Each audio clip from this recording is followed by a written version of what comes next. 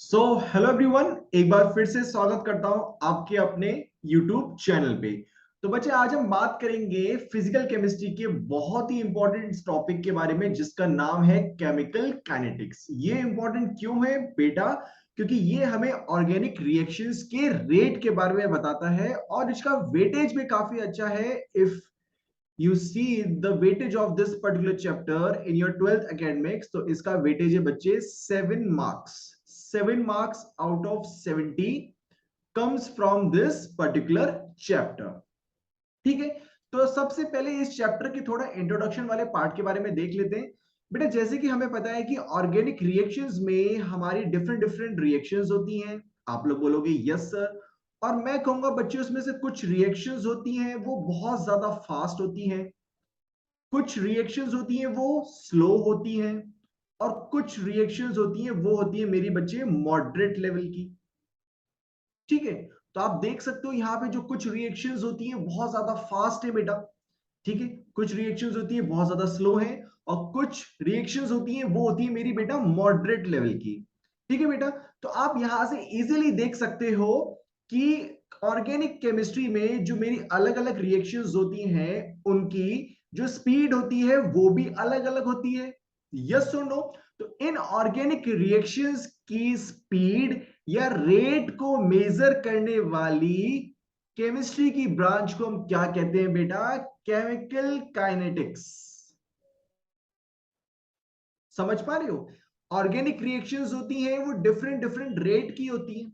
किसी का रेट बहुत ज्यादा फास्ट होता है, किसी का रेट बहुत ज्यादा स्लो होता है, और किसी का रेट मॉडरेट होता है।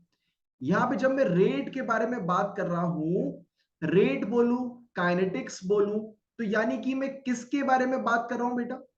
मैं बात कर रहा हूं बेटा स्पीड के बारे में। काइनेटिक्स का मतलब क्या है? Speed of an organic reaction. तो या मैं रेट बोलूं, काइनेटिक्स बोलूं, इसका मतलब मैं किसी भी ऑर्गेनिक रिएक्शन की स्पीड के बारे में बात कर रहा हूं। तो किसी ऑर्गेनिक रिएक्शन की स्पीड बहुत ज्यादा फास्ट होगी, किसी की स्लो होगी, और किसी की मॉडरेट लेवल की होगी। तो ऐसी ऑर्गेनिक रिएक्शन को जो स्टडी करने की ब्रांच होती है उसको हम क्या कहते हैं बेटा? Chemical kinetics. क्लियर? अब देखो, कोई भी ऑर्गेनिक रिएक्शन होती है तो उसमें मेनली जो आपके केमिस्ट होते हैं क्या फाइंड आउट करते हैं? देखो, सबसे पहला पॉइंट देखो बेटा, वो पहले फाइंड आउट करने की कोशिश करते हैं feasibility of a chemical reaction. ठीक है, किसी भी केमिकल रिएक्शन की बेटा फिजिबिलिटी क्या होगी, ये आप लोग कैसे आइडेंटिफाई कर पाओगे? ये आइडेंटिफाई कर पाओगे using the branch of thermodynamics. Very good sir. Thermodynamics आप लोगों ने क्लास 11th में पढ़ी होगी, तो आपको पता होगा कि जैसे कि थर्मोडायनेमिक्स ब्रांच से हम किसी भी केमिकल रिएक्शन की फिजिबिलिटी को इजीली आइडेंटिफाई कर सकते हैं। मान लो मेरे पास डेल्टा जी अगर लेस देन 0 है, तो वो रिएक्शन कैसे होती थी बेटा? स्पॉन्टेनियस। आप बोलोगे यस सर। मान लो मेरे पास डेल्टा जी है वो है ग्रेटर देन 0, तो आप बोलोगे सर ये रिएक्शन होती थी मेरी non spontaneous. Very good, isn't it? ठीक है, सेकंड पॉइंट देखो, extent to which a reaction will proceed can be determined from chemical equilibrium.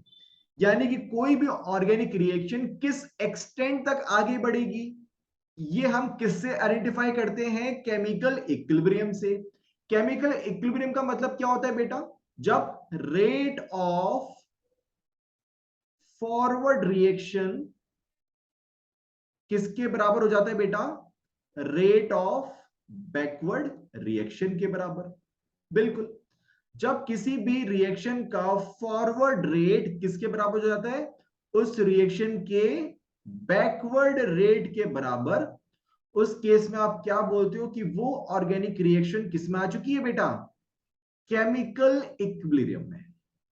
तो केमिकल इक्विलिब्रियम मेरी किस चीज में हेल्प करता है कि कोई भी रिएक्शन किस एक्सटेंट तक आगे प्रोसीड करेगी, वो आप केमिस्ट्री की किस ब्रांच से फाइंड आउट कर सकते हो? वो फाइंड आउट कर सकते हो using the concept of chemical equilibrium. Isn't it? तीसरा पॉइंट देखो, कि कोई भी केमिस्ट किसी भी केमिकल रिएक्शन में मेनली फाइंड आउट करता है स्पीड ऑफ ए रिएक्शन, जिसके बारे में अभी हम बात कर रहे थे कि यहां पे काइनेटिक्स का मतलब क्या है बेटा, स्पीड ऑफ ए रिएक्शन। इसका मतलब कि कोई भी ऑर्गेनिक रिएक्शन ने कितना टाइम लिया है इक्विलिब्रियम में पहुंचने के लिए। किसी भी ऑर्गेनिक रिएक्शन की अगर स्पीड के बारे में बात कर रहे हैं, इसका मतलब क्या है कि किसी भी ऑर्गेनिक रिएक्शन ने कितना टाइम लिया है केमिकल इक्विलिब्रियम पे पहुंचने के लिए। उस ऑर्गेनिक रिएक्शन की हम मेनली क्या निकालते हैं, स्पीड, रेट या काइनेटिक्स। कुछ केमिकल रिएक्शन जैसे कि अभी हमने डिस्कस किया था बहुत ज्यादा फास्ट होती हैं, कुछ रिएक्शंस होती है बहुत ज्यादा स्लो होती हैं, और कुछ रिएक्शंस होती है बेटा वो होती है हमारी मॉडरेट लेवल की। आने वाली नेक्स्ट स्लाइड में हम तीनों रिएक्शंस के एग्जांपल के बारे में देखेंगे। इससे पहले हम जरा केमिकल काइनेटिक्स की डेफिनेशन के बारे में देख लेते हैं। ठीक है, तो देखो, chemical kinetics also called reaction kinetics. तो केमिकल काइनेटिक्स को आप रिएक्शन काइनेटिक्स भी बोल सकते हो, बिल्कुल बोल सकते हैं। रिएक्शन काइनेटिक्स क्यों बोल सकते हैं, क्योंकि ये किसी भी केमिकल रिएक्शन की स्पीड के बारे में बताता है। काइनेटिक्स का मतलब क्या है यहाँ पे, स्पीड ऑफ ए रिएक्शन। और ये केमिकल काइनेटिक्स हमारी किस चीज में मदद करती है, it helps us to understand the rate of the reaction. ठीक है, ये हमारी किस चीज में मदद करती है बेटा, ये हमारी मदद करती है, it helps us to understand the rate of reactions. किसी भी ऑर्गेनिक रिएक्शन का रेट कितना होगा उसको समझने में ये हमारी बहुत ज्यादा मदद करती है। ठीक है, और कई सारी ऑर्गेनिक रिएक्शंस होती है ना, वो कई सारी फैक्टर्स से इन्फ्लुएंस होती है। फॉर एग्जांपल, अगर मेरे पास टेम्परेचर एक ऐसी कंडीशन है, तो आप सपोज करो different organic reaction will operate at different temperature. हाँ या ना, बिल्कुल। कुछ ऑर्गेनिक रिएक्शन का टेम्परेचर कम होगा, कुछ ऑर्गेनिक रिएक्शन का टेम्परेचर बहुत ज्यादा होगा। इससे आप अंदाजा क्या लगा सकते हो कि डिफरेंट डिफरेंट जो ऑर्गेनिक रिएक्शंस होंगी वो डिफरेंट डिफरेंट टेम्परेचर पे ऑपरेट कर सकती है। इसका मतलब एक टेम्परेचर एक ऐसा फैक्टर है जो कि केमिकल काइनेटिक्स को इन्फ्लुएंस करेगा। बिल्कुल, कुछ रिएक्शंस होंगी वो टेम्परेचर के डायरेक्टली प्रोपोर्शनल होंगी, कुछ रिएक्शंस होंगी टेम्परेचर के इनवर्सली प्रोपोर्शनल होंगी। ठीक है, उसी के बाद टेम्परेचर के बाद एक और ऐसा फैक्टर होता है जिसको हम बोलते हैं बच्चे प्रेशर। तीसरा भी एक ऐसा फैक्टर होता है जिसको हम बोलते हैं बेटा कैटलिस्ट। तो ये कुछ ऐसे फैक्टर्स होते हैं जो कि किसी भी ऑर्गेनिक रिएक्शन के केमिकल काइनेटिक्स को इन्फ्लुएंस करते हैं। ठीक है, आप इसको स्क्रीनशॉट ले लीजिए या तो फिर आप इसके नोट्स मेरे साथ में बना सकते हैं। चलो इसी के साथ हम मूव ऑन करते हैं नेक्स्ट स्लाइड पे। अब हम बात कर लेते हैं किसी भी केमिकल रिएक्शन का रेट। उससे पहले हम देखेंगे अभी जो हम प्रीवियस स्लाइड में देखा था कि कुछ ऑर्गेनिक रिएक्शंस होती है बहुत ज्यादा फास्ट होती हैं, कुछ ऑर्गेनिक रिएक्शंस होती है बहुत ज्यादा स्लो होती हैं, और कुछ ऑर्गेनिक रिएक्शंस होती है वो मेरी मॉडरेट लेवल की होती हैं। ठीक है, तो सबसे पहले हम बात कर लेते हैं उन ऑर्गेनिक रिएक्शंस के बारे में जो बहुत ही ज्यादा फास्ट होती हैं। ठीक है, उन रिएक्शंस को मेनली आप क्या बोलते हो, जो सबसे ज्यादा फास्ट रिएक्शन होती है उन रिएक्शन को बोलते हो आप ionic reactions. Very good. Ionic reactions का मतलब, ionic reactions are those reactions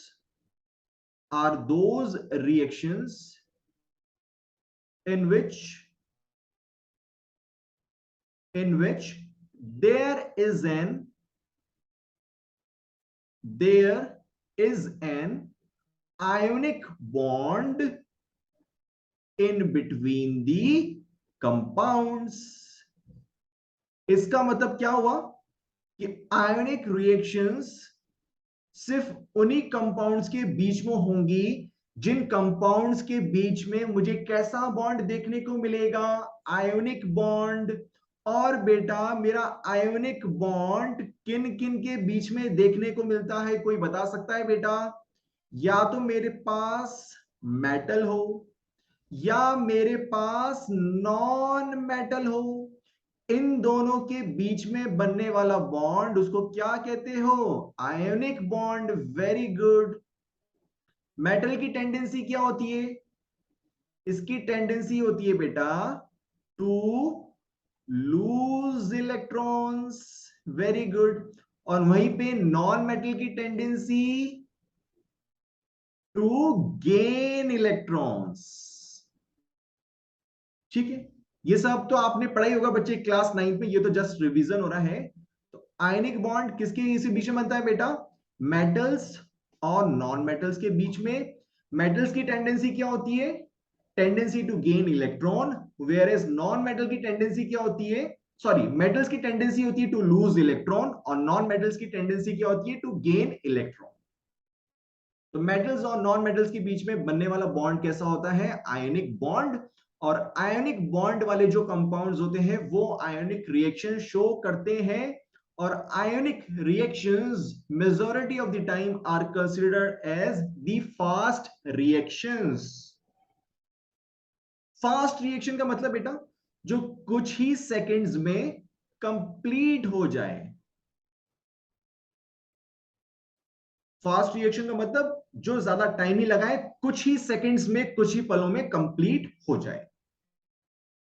ठीक है, इसका सबसे बेस्ट एग्जांपल देख लेते हैं बेटा। इसका सबसे बेस्ट एग्जांपल होता है जब हम सिल्वर क्लोराइड को मिलाते हैं सोडियम नाइट्रेट में। जब हम क्या करते हैं बेटा? सिल्वर क्लोराइड को मिलाते हैं सोडियम नाइट्रेट में। तो ये बेटा मुझे क्या देता है? देखो, NaCl प्लस AgNO3। और AgNO3 क्या होता है बेटा? मेरा प्रेसिपिटेट। और ये पूरी रिएक्शंस कंप्लीट हो जाती है मेरी फ्यू सेकेंड्स में। फ्यू सेकेंड्स में। AgCl का मतलब सिल्वर क्लोराइड। ठीक है। NaNO3 का मतलब sodium nitrate. Very good sir. NaCl का मतलब सोडियम क्लोराइड। और AgNO3 का मतलब सिल्वर नाइट्रेट। ठीक है, तो ये ऑर्गेनिक रिएक्शन है, ये बहुत ही ज्यादा फास्ट रिएक्शन है। ऐसा क्यों? क्योंकि ये मेरी एक आयोनिक रिएक्शन है। आयोनिक रिएक्शन का मतलब इसमें मेरे आयोनिक कंपाउंड्स होंगे और आयोनिक कंपाउंड्स के बीच में बनने वाला बॉन्ड क्या होगा? Ionic bond. एग्जाम्पल के तौर पे अगर मैं Ag और Cl के बीच में बनने वाला बॉन्ड का नेचर देखूं, तो बेटा Ag stands for silver.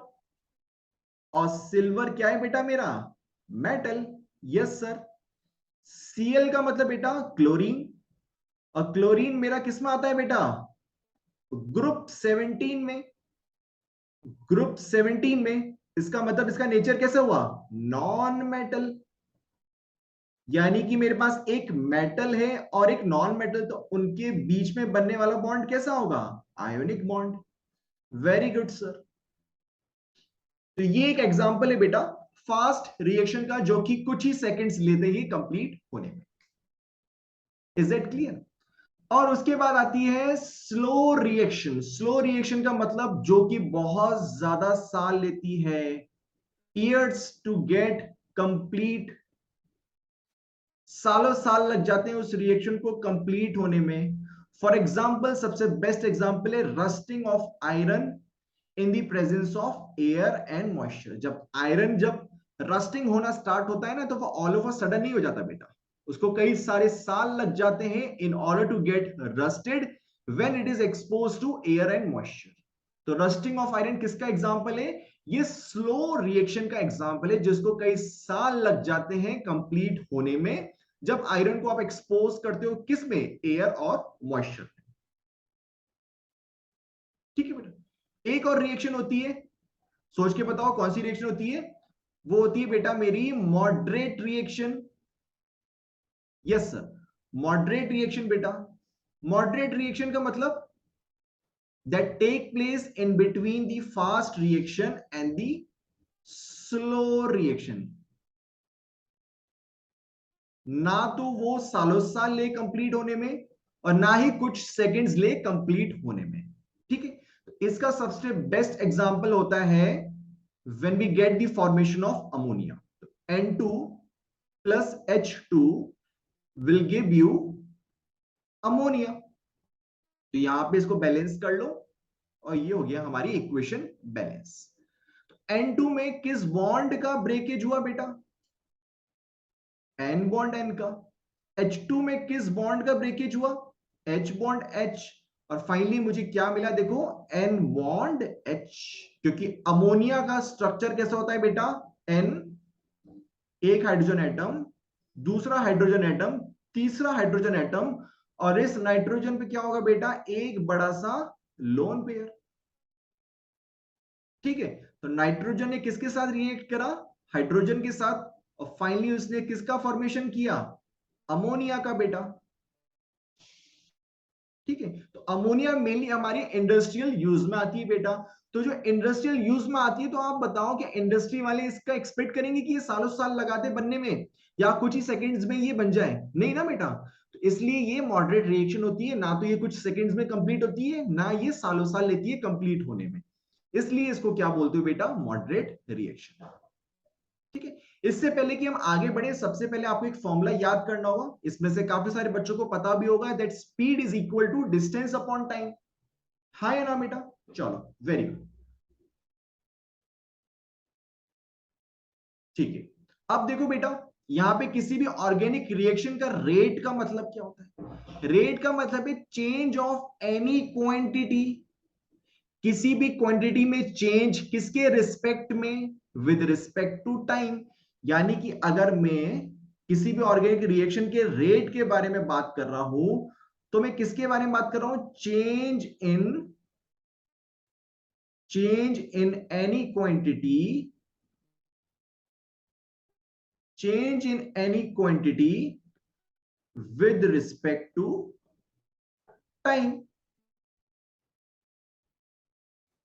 Isn't it?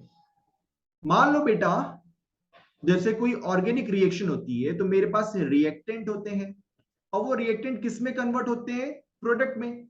ये बात तो मेरे सारे बच्चों को पता होगी। यहां पे R स्टैंड फॉर रिएक्टेंट और P stand for product. Yes sir, ये बात क्लियर है बेटा? मान लो मेरे पास एक्वस मीडियम है। एक्वस मीडियम का मतलब बेटा, जब मेरी रिएक्शन वाटर के प्रेजेंस में हो रही हो। यस सर, ठीक है, और वहां पे मेरा जो रिएक्टेंट और प्रोडक्ट दे रखा हो, उनका जो कॉन्सेंट्रेशन हो, जो रिएक्टेंट और प्रोडक्ट की जो क्वांटिटी है, उनका मुझे कॉन्सेंट्रेशन दे रखा हो, तब उस केस में मेरा रेट का फॉर्मूला क्या हो जाएगा बेटा? Change in concentration with respect to time. यहां पे डायरेक्टली आप लोग टाइम लिख दो। ऐसा कब होगा? जब मेरे रिएक्टेंट और प्रोडक्ट किसमें? एक्वस मीडियम में होंगे। और यहां पे कॉन्सेंट्रेशन की यूनिट क्या होती है बेटा? इसकी यूनिट होती है बेटा मोल्स पर लीटर। और वहीं पे टाइम की यूनिट क्या होगी बेटा? टाइम की यूनिट होगी मेरी सेकंड। तो ये चीज आपको याद रखनी है। जब आप किसी भी ऑर्गेनिक रिएक्शन में, अगर आपका रिएक्टेंट और प्रोडक्ट एक्वस मीडियम में प्रेजेंट हो, उस केस में जो क्वांटिटी में चेंज आ रहा होगा, वो उसका मतलब क्या है? उनके कॉन्सेंट्रेशन में चेंज आ रहा होगा। ठीक है, उस केस में आप उनका कॉन्सेंट्रेशन किस फॉर्म में लिखोगे? मोल्स पर लीटर में बेटा। वहीं दूसरा केस देखो, जब मेरे रिएक्टेंट और प्रोडक्ट अगर गैसियस फेज में प्रेजेंट हो, गैसियस फेज में प्रेजेंट हो, तो उस केस में आप रेट कैसे लिखोगे? उस केस में लिखोगे change in pressure with respect to time. ऐसा क्यों? क्योंकि यहां पे मेरे रिएक्टेंट और प्रोडक्ट दोनों की दोनों किस फेज में? गैसियस फेज में। यानी कि उनका यहां पे जो क्वांटिटी में चेंज है वो यानी कि प्रेशर के चेंज के बराबर आएगा। अब कोई बच्चा मुझे बता सकता है कि यहां पे प्रेशर की यूनिट क्या लोगे? प्रेशर की यूनिट बेटा आप यहां पे पास्कल ले सकते हो। समझ पाई बात? यानी कि आपके पास दो केस बनेंगे। अगर रिएक्टेंट और प्रोडक्ट आपके एक्वस मीडियम में है तो आपकी उस केस में रेट क्या निकलेगी बेटा? रेट निकलेगी change in concentration with respect to time. और यहां पे कॉन्सेंट्रेशन की यूनिट क्या आएगी बेटा? Moles per litre. और यहां पे टाइम की यूनिट क्या आएगी बेटा? सेकंड। ठीक है। अगर आपके पास प्रोडक्ट और रिएक्टेंट गैसियस फेज में प्रेजेंट हो तो उस केस में आपकी रेट क्या निकलेगी? Change in pressure divided by time. Pressure की यूनिट क्या लोगे बेटा यहां पे? पास्कल। और टाइम की यूनिट क्या लोगे बेटा यहां पे? सेकंड। क्लियर? चलो let's move on to the next slide. चलो next slide, it's very important slide बेटा। ठीक है। चलो यहां पे देखो मैंने कोई ऑर्गेनिक रिएक्शन ली है। 1A is getting converted into 1B। यहां पे 1A क्या है बेटा? 1A का मतलब है यहां पे रिएक्टेंट। और 1B का मतलब क्या है बेटा यहां पे? प्रोडक्ट। तो यहां पे मेरा रिएक्टेंट किस में कन्वर्ट हो रहा है बेटा? प्रोडक्ट में। ठीक है। और यहां पे ये वन क्या है? जो ए के आगे वन लगा हुआ है, बी के आगे वन। बेटा यहां पे वन है वो बता रहे मुझे नंबर ऑफ मोल्स या फिर स्टोइचोमेट्रिक कोफिशिएंट बेटा। तो ए के नंबर ऑफ मोल्स कितने हैं? यहां पे वन है बेटा। और यहां पे बी के नंबर ऑफ मोल्स कितने हैं? वो भी कितने हैं? वन। ठीक है। तो यहां पे ए क्या है बेटा? ए आपका रिएक्टेंट है, बी क्या है? प्रोडक्ट। और यहां पे ये वन क्या है? ए और बी के number of moles. Is it clear? चलो एक एग्जांपल देता हूं, उसके बाद हम इस केमिकल रिएक्शन को समझेंगे। मान लो मेरे पास यहां पे दो स्टूडेंट हैं, स्टूडेंट ए और स्टूडेंट बी। स्टूडेंट बी को at T equal to 0 second 100 rupees दिए गए। 100 रुपीज। और बी को कुछ भी नहीं दिया गया। बट उनको यह कहा गया कि हर 10 मिनट के बाद, हर 10 मिनट के बाद जो ए है वो अपने पैसे में से 10 रुपए किसको देगा? स्टूडेंट बी को देगा। ठीक है। 0 मिनट पे ए को 100 रुपीज दिए गए और बी को कुछ भी नहीं दिया गया। बट उनको एक कंडीशन रखी गई कि हर 10 मिनट के बाद ए अपने अमाउंट में से 10 रुपीज किसको देगा? बी को देगा। यानी कि अगर मैं बात करूं 10 = 10 मिनट वाले केस में ए ने अपने 10 रुपीज किसको दे दिए होंगे? बी को। तो ए के पास कितने रुपीज रह गए? 90। बचे हुए 10 किसके पास चले गए? बी के पास। फिर अगले 10 मिनट में उसने क्या किया होगा? फिर से अपने 10 रुपीज और 10 रुपीज खर्च कर दिए होंगे। उसके पास कितना बचे? 80। बाकी के 10 किसके पास चले गए? बी के पास। बी के पास ऑलरेडी 10 थे तो 10 + 10 कितना हो गया? 20। अगले 10 मिनट में ए ने फिर से अपने 10 रुपीज किसको दे दिए? बी को। तो ए के पास बचे 70 और बी के पास कितने चले गए बेटा? 30। ठीक है। अब देखो इस ऑर्गेनिक रिएक्शन में टी इक्वल टू 0 मिनट में ए का कॉन्सेंट्रेशन लिया मैंने ए नॉट। ए नॉट क्या है यहां पे? ए नॉट है बेटा concentration of A at T equal to 0 second या 0 मिनट लेगा। ठीक है। Same as that of this example, student A को टी इक्वल टू 0 मिनट में कितने रुपीज मिले थे? 100। तो यहां पे 100 किसको कॉरेस्पॉन्ड कर रहा है? A not. वहीं पे देखो यहां पे बी का कोई कॉन्सेंट्रेशन है? बिल्कुल नहीं है। यहां पे भी देखो बी को कोई भी अमाउंट नहीं मिला था। ऐसा क्यों? मान लो कोई ऑर्गेनिक रिएक्शन जस्ट स्टार्ट हो रही है तो उसका बेटा सिर्फ रिएक्टेंट ही तो रहेगा। जस्ट स्टार्ट हो रही है, तो मैं सिर्फ रिएक्टेंट से ही तो ऑर्गेनिक रिएक्शन स्टार्ट करूंगा। जैसे जैसे टाइम आगे बढ़ता जाता है, कुछ रिएक्टेंट किस में कन्वर्ट होने लग जाता है, प्रोडक्ट में। तो जब मैं t इक्वल टू 0 सेकेंड या 0 मिनट मान रहा हूं, तो क्या वहां पे मुझे कोई प्रोडक्ट मिलेगा? The answer is no. वहां पे सिर्फ मुझे क्या मिलेगा? रिएक्टेंट मिलेगा। ऐसा क्यों? क्योंकि ऑर्गेनिक रिएक्शन में जस्ट स्टार्ट कर रहा हूं, तो वहां पे प्रोडक्ट कैसे बन सकता है? समझ में आई बात? तो t इक्वल टू 0 मिनट और 0 सेकेंड में आपका a का कॉन्सेंट्रेशन कितना है? A0। b का कॉन्सेंट्रेशन कितना है बेटा? 0। ठीक है सर, ये वाली बात क्लियर होगी।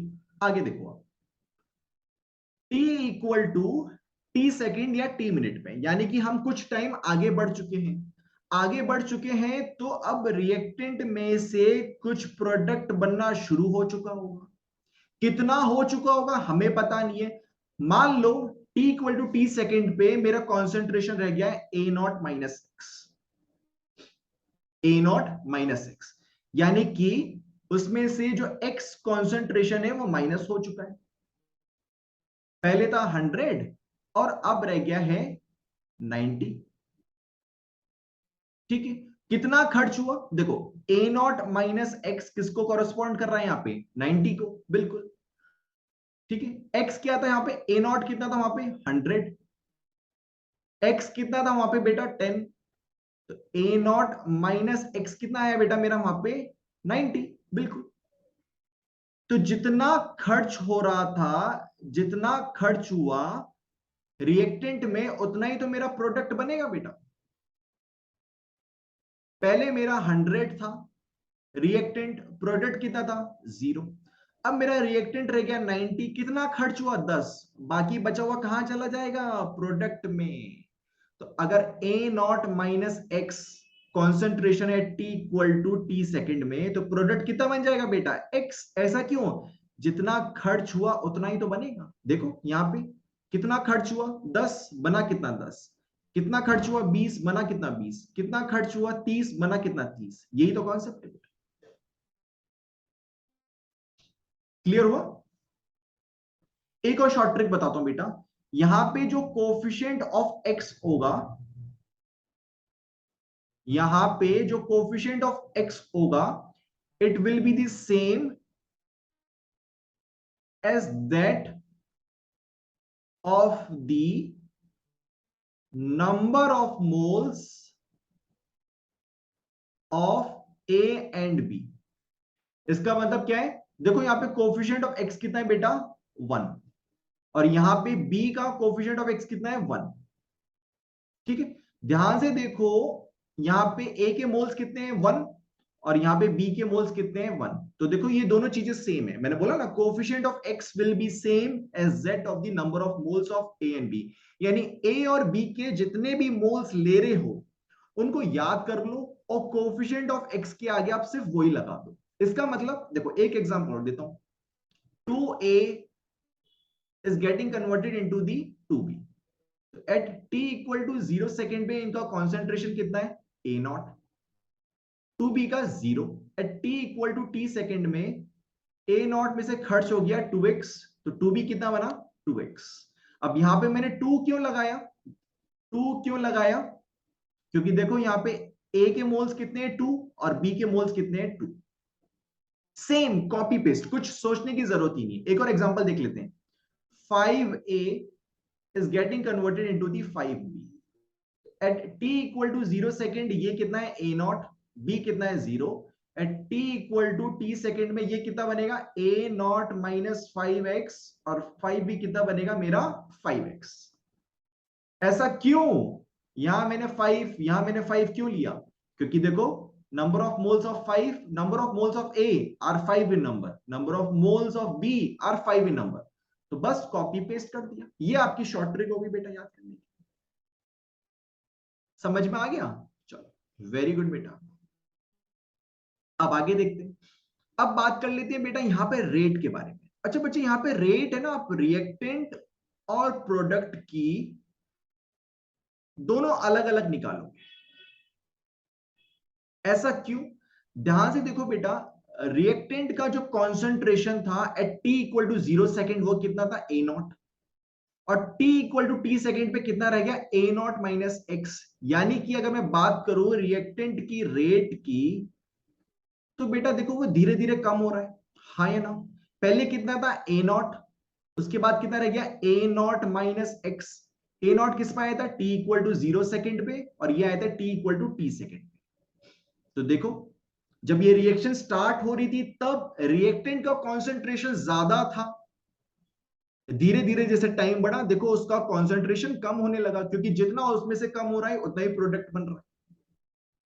ठीक है, तो मैं कह सकता हूं कि जैसे जैसे रिएक्शन आगे बढ़ रही है, जो रिएक्टेंट का रेट है वो डिसअपेयर हो रहा है। बिल्कुल ऐसा क्यों, क्योंकि देखो ए धीरे धीरे डिसअपेयर हो रहा है, गायब होता जा रहा है। पहले ए नॉट था और अब कितना रह गया है, ए नॉट माइनस एक्स। बिल्कुल सही बात है।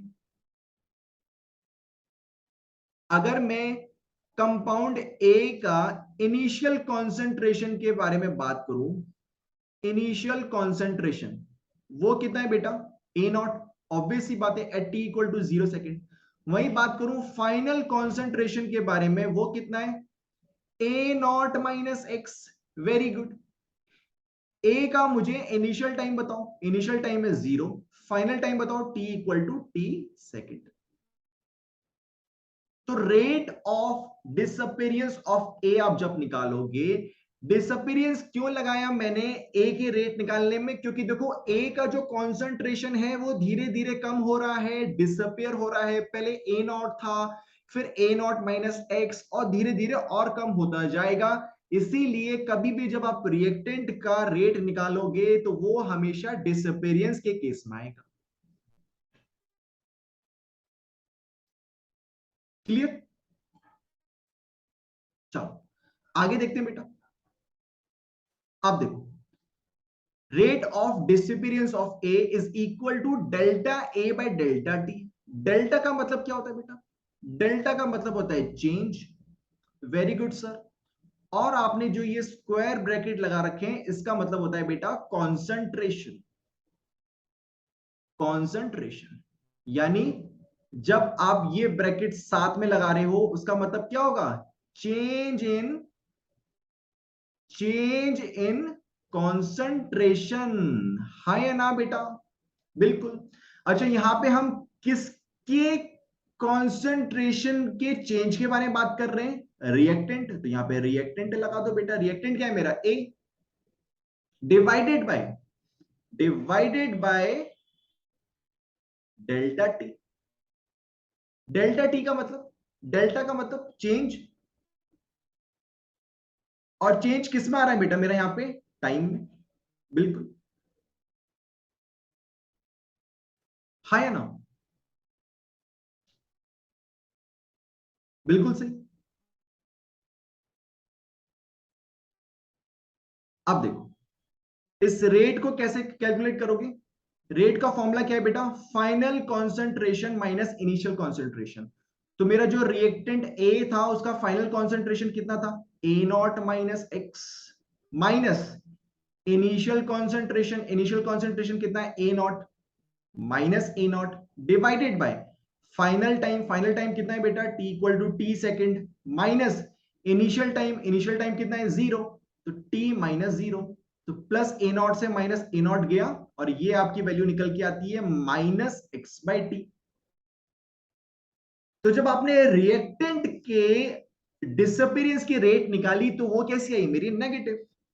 अब आप एक बात मुझे सोच के बताओ, जब ये चैप्टर मैंने स्टार्ट किया था तो मैंने क्या बोला था, रेट या फिर काइनेटिक्स का मतलब क्या है, स्पीड। हाँ या ना बेटा। और आप मुझे बताओ क्या स्पीड कभी मेरी नेगेटिव हो सकती है क्या, the answer is no, speed कभी भी नेगेटिव नहीं हो सकती। तो आप लोग मुझे बोलोगे सर यहाँ पे रिएक्टेंट का जो रेट आ रहा है वो कैसे नेगेटिव हो सकता है बेटा, वो नेगेटिव आएगा, लेकिन आपको यहां पे एक काम करना पड़ेगा, जब भी आप रिएक्टेंट का रेट निकालोगे कैसे, आपको उसको पॉजिटिव बनाना होगा। सर कैसे बना सकता हूं, जब भी आप किसी भी रिएक्टेंट का रेट निकालोगे उस रेट के आगे एक नेगेटिव साइन अपनी मर्जी से लगा देना, तो उस रिएक्टेंट का रेट ऑटोमेटिकली बेटा क्या हो जाएगा, पॉजिटिव हो जाएगा। इसका मतलब जब आपको रेट ऑफ डिसअपीयरेंस ऑफ ए निकालना था तो आप इस रेट के आगे नेगेटिव लगा देते, तो नेगेटिव नेगेटिव क्या हो जाता, पॉजिटिव, और इसी तरीके से आपकी जो रिएक्टेंट का जो रेट था बेटा वो हो गया पॉजिटिव। क्या सर ये हम चीज प्रोडक्ट में भी करेंगे? नहीं बेटा, प्रोडक्ट का रेट निकालने के लिए इसकी जरूरत नहीं पड़ेगी, क्योंकि प्रोडक्ट का रेट हमेशा पॉजिटिव आएगा। सर वो कैसे? आइए बेटा इसको सॉल्व करके देख लेते हैं। रेट निकालने का फॉर्मूला तो आप लोगों को आ गया होगा बेटा, हाँ या ना? बिल्कुल। अब देखो, rate of appearance of B, B का, बी क्या है बेटा, यहां पे बी है मेरा प्रोडक्ट, और यहां पे मैंने अपीयरेंस क्यों लगाया, मैंने बोला था ना बेटा t इक्वल टू 0 सेकेंड में बी का कॉन्सेंट्रेशन देखो 0, t equal to T second में बी का कॉन्सेंट्रेशन देखो x, तो 0 से सीधे x हो गया, वो धीरे धीरे अपीयर होना स्टार्ट हो रहा है। इसीलिए प्रोडक्ट का जब रेट निकालते हो तब आप अपीयरेंस भी लिखते हो, उसका मतलब समझ में आ गया? ठीक है बेटा। डेल्टा का मतलब change, very good. Square bracket का मतलब कॉन्सेंट्रेशन, तो यहां पे हम बात कर रहे हैं चेंज इन कॉन्सेंट्रेशन, किसके बारे में? यहां पे बी लिया है क्योंकि हम प्रोडक्ट का रेट निकाल रहे हैं, divided by delta T. Same formula लगाओ, फाइनल कॉन्सेंट्रेशन, तो बी का फाइनल कॉन्सेंट्रेशन कितना है, एक्स, बिल्कुल x, minus initial concentration, initial concentration कितना है, 0, minus 0, divided by final time T, minus initial time 0, तो ये कितना आ गया बेटा आपका x बाई टी, ये तो ऑलरेडी पॉजिटिव आ रहा है बच्चे, समझ पा रहे हो? इसी तरीके से आपको किसी भी ऑर्गेनिक रिएक्शन का रेट निकालना होगा, तो आप रिएक्टेंट का रेट अलग निकाल लोगे और प्रोडक्ट का रेट अलग निकालोगे। प्रोडक्ट का रेट हमेशा पॉजिटिव आएगा, रिएक्टेंट का रेट नेगेटिव आएगा। उसको पॉजिटिव कैसे बनाना है, एक नेगेटिव साइन से मल्टीप्लाई कर देना है और आपकी रेट का रिएक्शन क्या हो जाएगा बेटा, पॉजिटिव हो जाएगा। इसी के साथ इस खूबसूरत लेक्चर को आज यही खत्म करते हैं। आई होप आप लोगों को ये लेक्चर पसंद आया होगा, अगर आया होगा please do subscribe to my channel. Till then, thank you, God bless you.